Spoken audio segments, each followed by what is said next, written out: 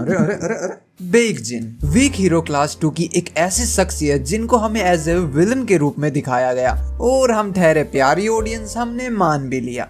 लेकिन क्या होए अगर मैं कहूँ कि बेइकजिन एक्चुअली कभी भी कोई विलन थे ही नहीं, इंस्टेड वो एक हीरो थे। और इवन ये चीज हमारी आंखों के सामने थी, मगर फिर भी न जाने हम इसे देख नहीं पाए। ये सब कैसे हुआ ये आप जानेंगे आज इस वीडियो में, क्योंकि आप देख रहे हैं टर्मिनेटर को। वेल एक्चुअल में बेइकजिन एक विलन ना होकर क्यों एक अच्छे इंसान थे, और इवन सीरीज में उनके कुछ ऐसे पॉइंट भी हमें देखने को मिलते हैं जहाँ एक्चुअली माना जा सकता है कि वो एक दिल के अच्छे इंसान है। वेल ये सब कैसे, कहाँ, कब, क्यों हो रहा है ये जानने के लिए हमें एक्चुअल में बेइकजिन के कैरेक्टर को समझना होगा। वीक हीरो क्लास 1 में बेइकजिन नहीं थे, वीक हीरो क्लास 2 के अंदर बेइकजिन। स्टार्ट हो जा भाई लाइट, हेलो वॉइस कमांड लगी है इसमें बाय द वे। सो जितना भी हमें बेइकजिन को दिखाया गया वो सारे पॉइंट्स को मद्देनजर रखते हुए अदालत इस नतीजे पर पहुंची है कि हमें बेइकजिन के बचपन से उठाकर उनके जवानी तक के किस्सों को एक सीरीज में डालना होगा, और ये सीरीज हमें बताएगी कि किस तरीके से उनका एक कैरेक्टर बिल्ड हुआ और क्यों हमें वो सीरीज में एक विलन देखने को मिलते हैं। सो हम नहीं भूल सकते कि बेइकजिन और बाकू दोनों ये ऐसे पूकी बेस्ट फ्रेंड थे बचपन के, जैसे ऑन हो जा कम ऑन लाइट जैसे कि आप और आपका पूकी बेस्ट फ्रेंड जो दोनों एक साथ पीछे वाले डेस्क पे बैठते हो। मेरे को पता है आपकी क्लास में सीसीटीवी कैमरास लगा रखे हैं, मैंने टीचर को मत बताना। लेकिन ये दोनों इतने बेस्ट फ्रेंड होने के बावजूद भी अलग हो जाते हैं। लेकिन उस अलग होने से पहले इनका एक बहुत प्यारा किस्सा हमें जानने को मिलता है।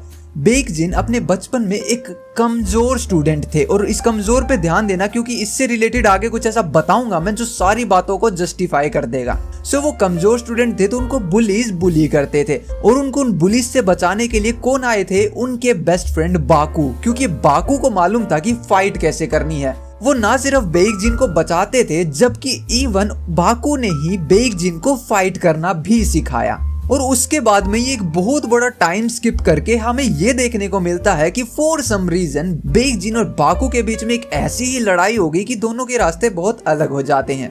और उसी रास्ते के अंदर हम बात कर रहे हैं बेइकजिन के चुने हुए रास्ते को, या मैं कहूँ बेइकजिन के रास्ते को।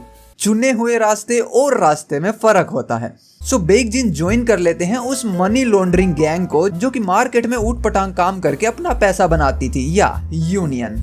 और ये यूनियन ही वो पूरी फसाद की जड़ थी कि वीक हीरो क्लास 2 को इस तरीके से बनाया गया। तो बेइकजिन को हमें यूनियन में समझने के लिए पहले एक्चुअली यूनियन को समझना होगा कि ये यूनियन करती भी क्या थी, किस तरीके से इसने ना सिर्फ बेइकजिन पर असर डाला बल्कि बाकू पर भी असर डाला। तो यूनियन एक गैंग है जो कि 3 हाई स्कूल से मिलकर बनी है, जो हाई स्कूल यूजंग हाई स्कूल के आसपास हैं। लेकिन यूजंग हाई स्कूल इस यूनियन में नहीं आता।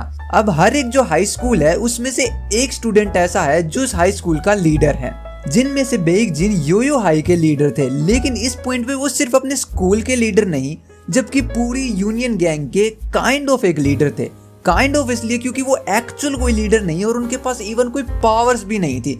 वो सिर्फ रिस्पॉन्सिबल थे एक्चुअल लीडर को सारा डाटा देने के लिए। मिस्टर चोई जो कि एक्चुअल लीडर थे यूनियन के। अब यूनियन क्या है? फोन चुराना, मोटरसाइकिल चुराना। उनको चुराते हैं, उनके नंबर प्लेट्स बदलते हैं, उनको वापस ब्लैक मार्केट में सेल करते हैं और अपनी ही बेची हुई बाइक्स को फिर दोबारा से चुरा लेते हैं। तो इस तरीके से इन्होंने मार्केट में अपना कब्जा बना रखा है। इनका हेडक्वार्टर बोलिंग एली में है, जहां पर चोई सीईओ अपने ब्लैक मनी को व्हाइट करने का काम करते हैं। और इतना ही नहीं, जबकि वो हाई स्कूल से कुछ टीनेजर्स को भी यूज करते हैं खुद की मदद के लिए, ताकि उनका बिजनेस मार्केट में चलता रहे। और इसके लिए वो उनको पे करते हैं, बट एक्चुअल वो पे उनको चोरी करने के लिए या फिर हेरा फेरी करने के लिए नहीं करते। वो उनको पे करते हैं ताकि वो यूनियन के प्रति लॉयल रहें। और वेल इसी बात का सियुन ने फायदा उठाया था लास्ट फाइट के अंदर। अब इसके अंदर बेइकजिन का क्या रोल है? एक्चुअली बेइकजिन क्योंकि इन सबके हेड हैं, तो वो इस चीज का ध्यान देते हैं कि ये जो बच्चे, जो टीनेजर जितना भी कर्म कांड कर रहे हैं मार्केट में, इसका कोई ट्रेस ना छूटे, जिसके कारण से ये लोग पकड़े ना जाएं। और डेट्स व्हाई यूनियन इतनी स्मूथ मार्केट में चलती थी। और इसी काम को अंजाम देने के लिए वो बर्नर अकाउंट्स का यूज करते थे, जिन अकाउंट्स का एक्सेस सिर्फ बेइकजिन और सोंगजे के पास में था। डेट्स व्हाई पुलिस उनको कभी पकड़ नहीं पाई। लेकिन यूनजंग हाई स्कूल ये एक अलग ही प्रॉब्लम थी यूनियन गैंग के लिए, क्योंकि हर हाई स्कूल में से कोई ना कोई स्टूडेंट यूनियन के अंदर था। लेकिन यूनचन हाई स्कूल ये इकलौता ऐसा स्कूल था जिसका कोई भी स्टूडेंट यूनियन के अंदर नहीं था। जिसका कारण थे बाकू, क्योंकि उन्होंने साफ मना कर दिया था कि वो इस गैंग को ज्वाइन नहीं करेंगे, इवन दो उनके चाइल्डहुड फ्रेंड इस यूनियन गैंग के इतने बड़े हेड हैं।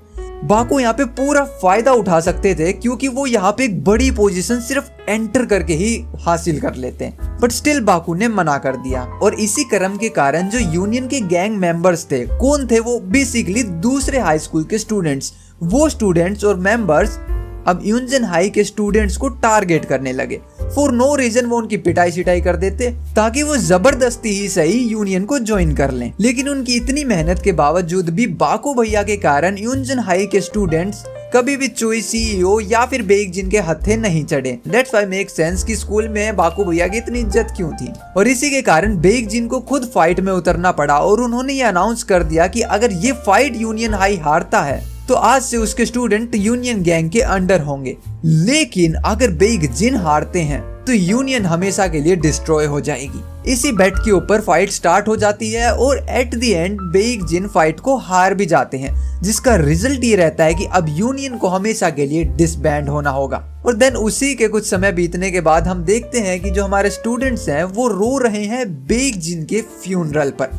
यानी हमें दिखाया कि फाइट के बाद में बेइकजिन गायब एंड कुछ टाइम स्किप होता है and now he is dead. So इस पॉइंट पर टर्मिनेटो की अदालत को सभी सबूत और गवाहों को मद्देनजर रखते हुए ये समझना होगा कि जो गैंग थी वो मिस्टर चोई सीईओ की थी एंड बेइकजिन उस गैंग के हेड थे। हेड नहीं, काइंड ऑफ हेड थे, क्योंकि उनके पास कोई पावर्स नहीं थी।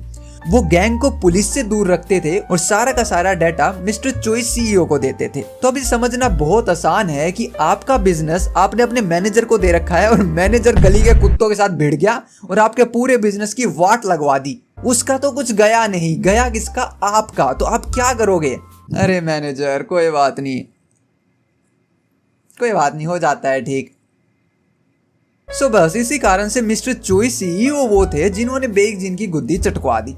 लेकिन बात तो अभी भी वही है ना कि बेइकजिन एक विलन कैसे नहीं थे। तो हमें ध्यान देना होगा उस पॉइंट पे जब बेइकजिन ने यूनियन को ज्वाइन किया, यानी कि वो यूनियन के रास्ते पर गए। और यही वो पूरी कहानी है जो हमारी आंखों से छुपा के रखी गई। बेइकजिन का यूनियन को ज्वाइन करना एक्चुअली बेइकजिन का कोई फैसला था ही नहीं, इसके पीछे एक हिडन मोटिव था। किसका?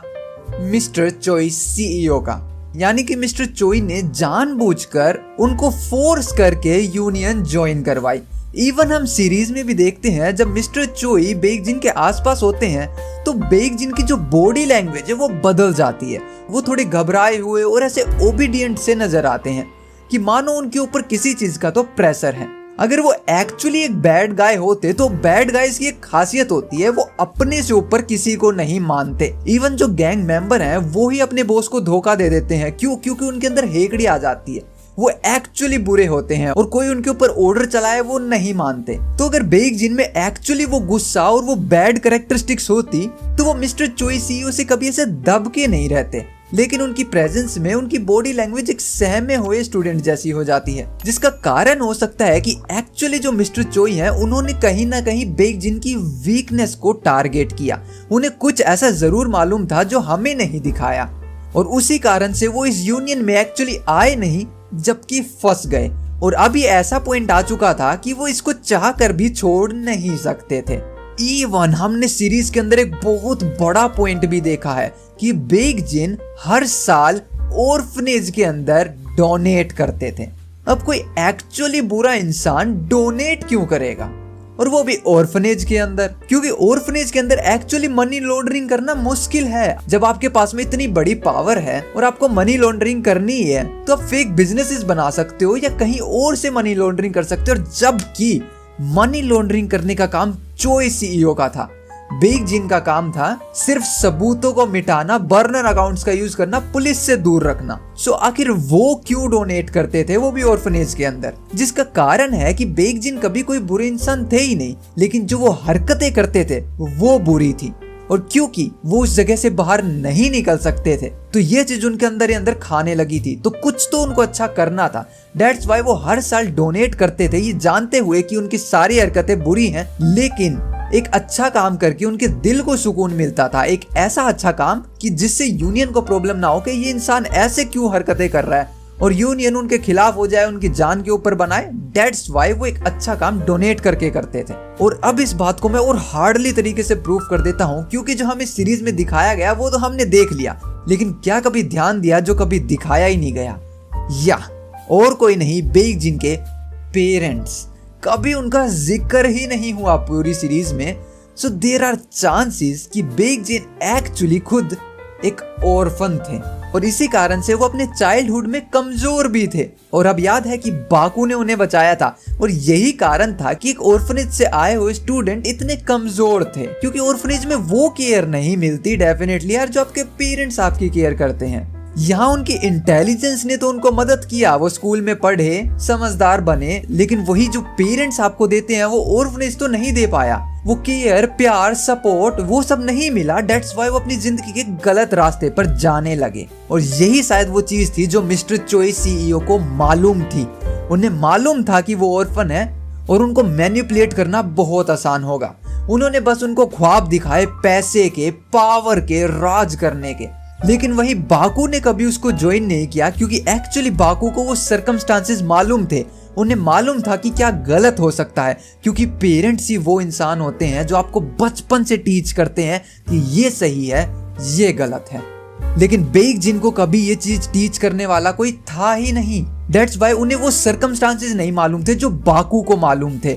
और हेयर वी गो, अब आते हैं उस बात पे कि किस तरीके से बाकू और बेइक जिन अलग हो गए, क्योंकि ये बातें बाकू को मालूम थी कि बेइक जिन ये रास्ता गलत है, बट बेइक जिन को नहीं मालूम थी, क्योंकि उन्हें मालूम पड़ती ही नहीं। उनको मैनिपुलेट किया गया मिस्टर चोई सीईओ के द्वारा। उन्हें झूठे ख्वाब, झूठी मंजिल दिखाई गई। और क्योंकि ना उनके पास कोई लव था, केयर था, सपोर्ट कुछ नहीं था, तो उस तन्हा अकेले बच्चे को सिर्फ एक चीज अपनी जिंदगी में दिखी, मिस्टर चोई सीईओ। और अब नहीं बोल सकते क्योंकि बाकू के तो पेरेंट्स हैं, तो कहीं ना कहीं उस बच्चे को जलन भी होती होगी कि बाकू तेरे तो पेरेंट्स हैं, तुझे नहीं पता मेरे लिए क्या अच्छा है, तेरी केयर करने वाले हैं, लेकिन मेरी केयर किसी ने करी तो वो चोई हैं। तो दैट्स व्हाई बेइक जिन ने मिस्टर चोई सीईओ के पाथ पर जाने का फैसला किया, एंड दैट्स हाउ वो यूनियन ज्वाइन कर लेते हैं। एंड इसलिए मैंने कहा था कि बेइक जिन का यूनियन ज्वाइन करना कोई खुद का फैसला नहीं, एक फैसला था। और वहीं जब बेइक जिन को ये सब कुछ रियलाइज होया कि किस तरीके से उनके फैसले गलत थे, वो यूनियन में फंस चुके हैं, लेकिन अब यहाँ से कोई बाहर निकलने का रास्ता ही नहीं था। दैट्स व्हाई इवन जो लास्ट फाइट होती है बाकू वर्सेस बेइक जिन, उसके अंदर भी बेइक जिन के चेहरे के ऊपर कुछ ऐसे इमोशनल सीन देखे जा सकते हैं जिस पॉइंट पे वो एक्चुअली नहीं लड़ना चाहते थे। लेकिन अब यूनियन के बीच, गैंग्स के बीच, बुरे लोगों के बीच इतना समय बिताने के बाद कहीं ना कहीं इंसान के अंदर की वो मासूमियत भी मरने लगती है। तो वो टोटली भी डिनाई नहीं कर रहे थे, बट यूनियन के लिए उन्हें लड़ना ही था। दैट्स व्हाई फाइट में भी हमें एक इमोशनल टचअप देखने को मिलता है। लेकिन एक चीज अभी भी बाकी है, वो है सब्सक्राइब बटन दबा दो यार, क्योंकि देखो यहाँ तक वीडियो देख रहे हो तो आप एंटरटेन तो होए हो, और अगर एंटरटेन होए हो तो एक सब्सक्राइबर मैं भी डिजर्व करता हूँ। वीडियो को लाइक कर देना और अपने फ्रेंड्स में जरूर शेयर कर देना जिनको ये बात मालूम नहीं थी। मिलते हैं नेक्स्ट वीडियो में, क्योंकि आप देख रहे थे टर्मिनाटो को। Peace out.